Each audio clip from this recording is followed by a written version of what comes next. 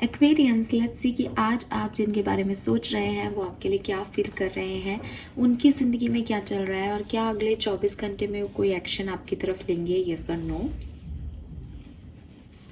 So let's see कि partner की current energies आपके लिए आज क्या है। ये रीडिंग टाइमलेस है, कलेक्टिव है। जब भी आप इस रीडिंग तक पहुंचेंगे रीडिंग आपको दिखाई देगी, इसमें कोई ना कोई मैसेज आपको ज़रूर मिलेगा। लेकिन अगर आपसे रेजोनेट नहीं होती है करंट एनर्जीज तो आप इस रीडिंग को ना देखें, बिकॉज टाइमलेस और कलेक्टिव रीडिंग है। तो हो सकता कि आपकी एनर्जीज मैं ग्रैब नहीं कर पा रही, राइट। तो वही मैसेजेस लीजिए जो आपसे रेजोनेट हो। लेट्स सी कि क्या मैसेज हमें मिलते हैं कुंभ राशि के पार्टनर के लिए। आज आपके पार्टनर की लाइफ में क्या चल रहा है currently. So we have sorrow, okay,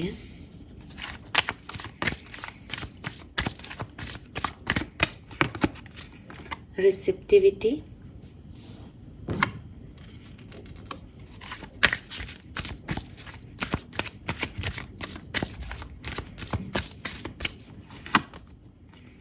fighting.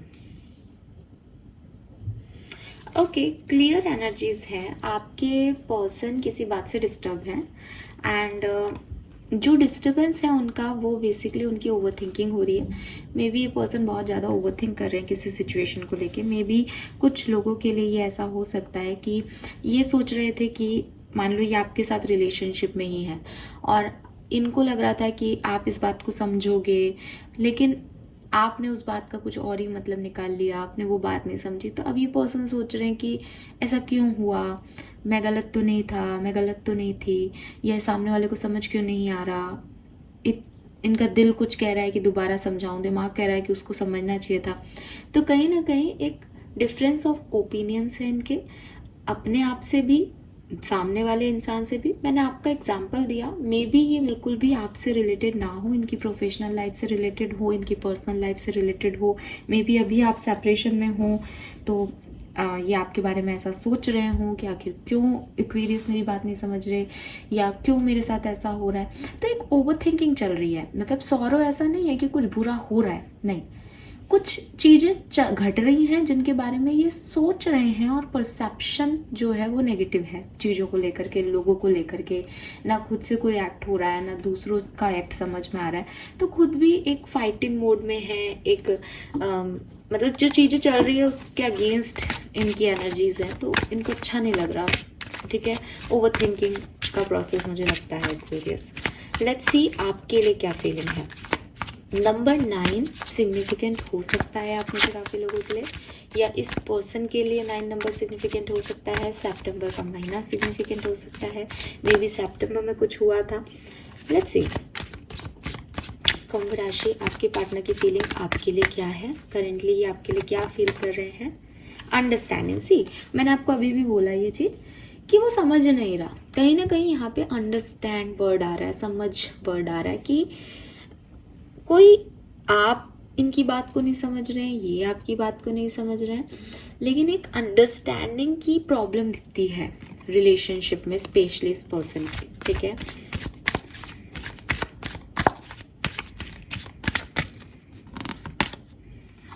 Flowering,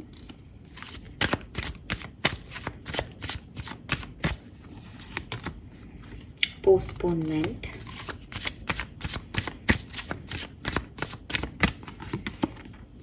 turning इन।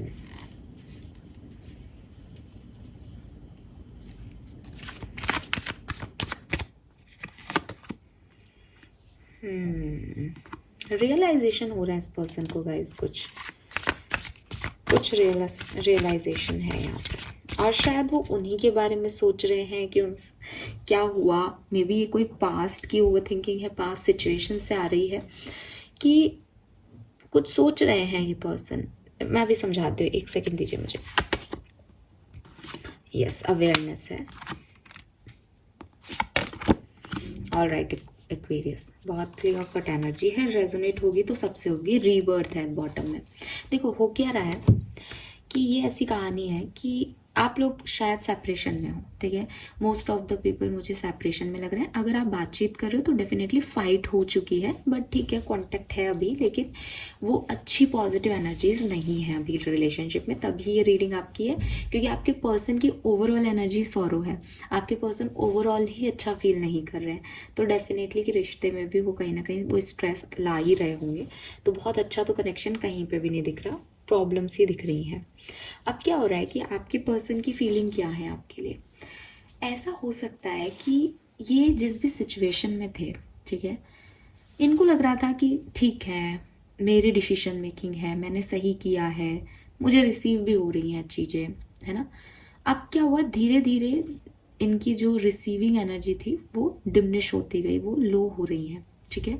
अब ये चीज़ें जैसे सोच रहे थे, मान लो इन्होंने आपको छोड़ के किसी और इंसान पे ट्रस्ट किया, तो इनको लग रहा था कोई बात नहीं, वो तो है ना, ये नहीं है, एक्वेरियस नहीं है तो क्या हुआ, कोई और तो है ना, घर वाले हैं मेरे, मेरा प्रोफेशनल लाइफ है, मैं कोई और सेकंड पर्सन थर्ड पार्टी है, तो मेरे पास वो तो है। अब क्या हो रहा है कि कुछ चीज़ें ऐसी घट रही है इनकी लाइफ में, जैसे आपसे इन्होंने लड़ा कि थर्ड पार्टी मेरे लिए बहुत कुछ करती है, तुम मेरे लिए कुछ नहीं कर पाओगे, तो आपने कहा ठीक है तुम थर्ड पार्टी के साथ रह लो। अब थर्ड पार्टी के साथ ये रहे कुछ टाइम, तो इन्होंने रिसीव की एनर्जी, लेकिन अब इन्हें ऐसा लग रहा है कि थर्ड पार्टी भी वो चीज़ें नहीं दे पा रही जो इन्हें एक्चुअली में चाहिए, इनका परिवार भी इनको वो खुशी नहीं दे पा रहा जो इनको चाहिए।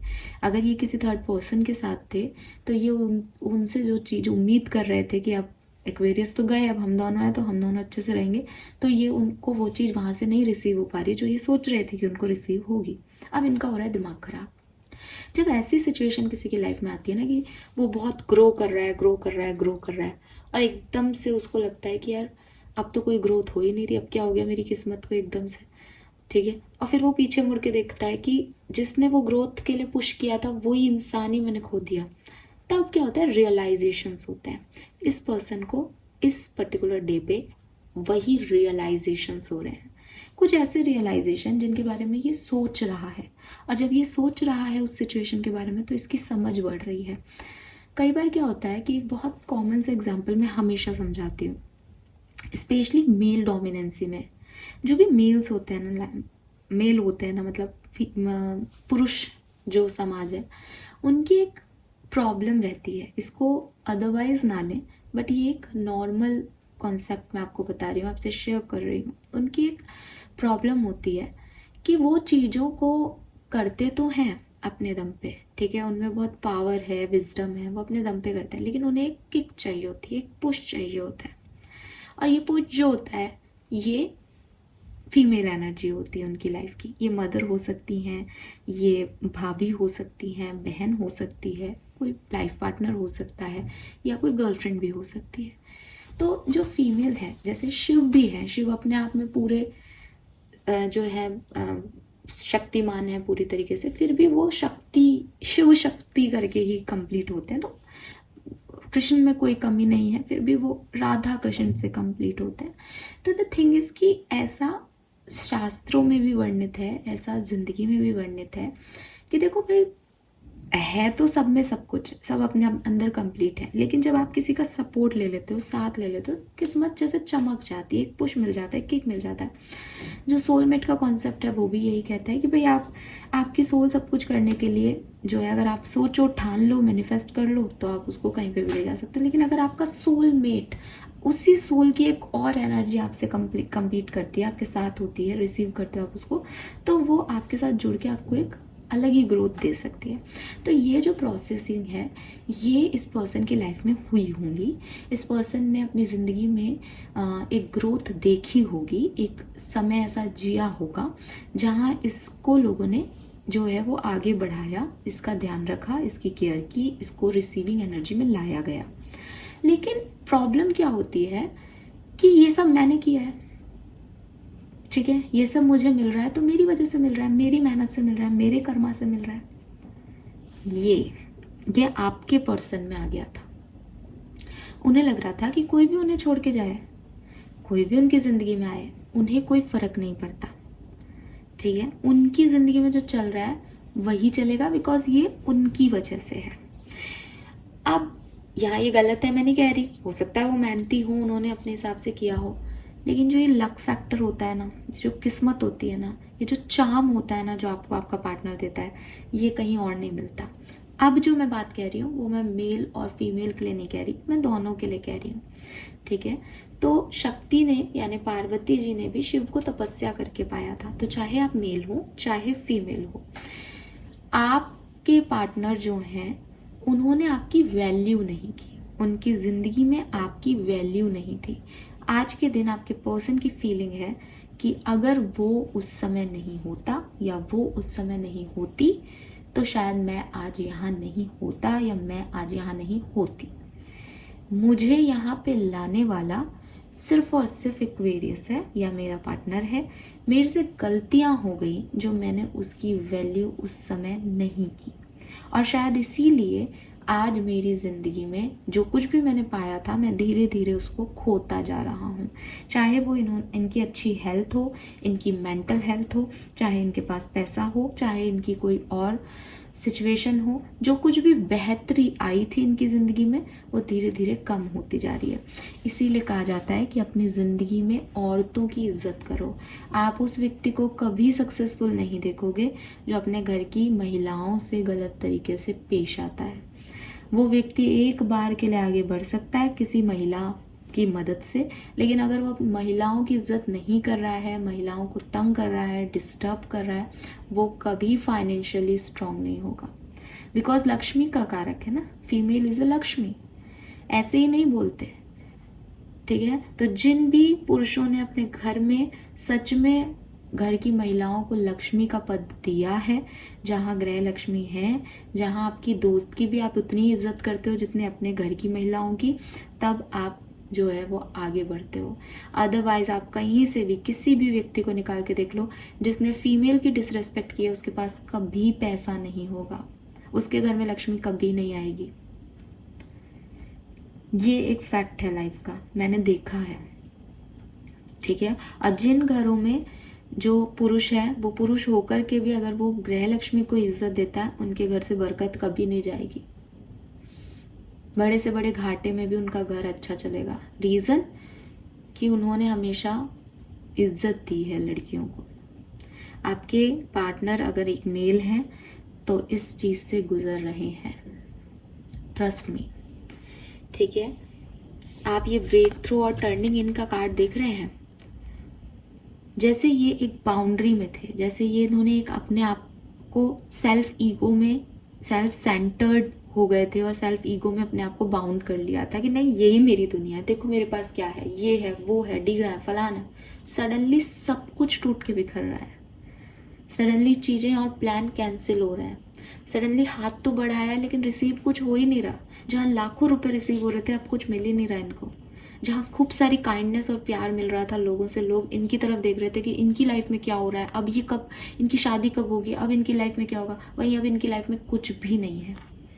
रीज़न, इन्होंने बेइज्जती की है, इन्होंने वैल्यू ही नहीं की चीज़ों की।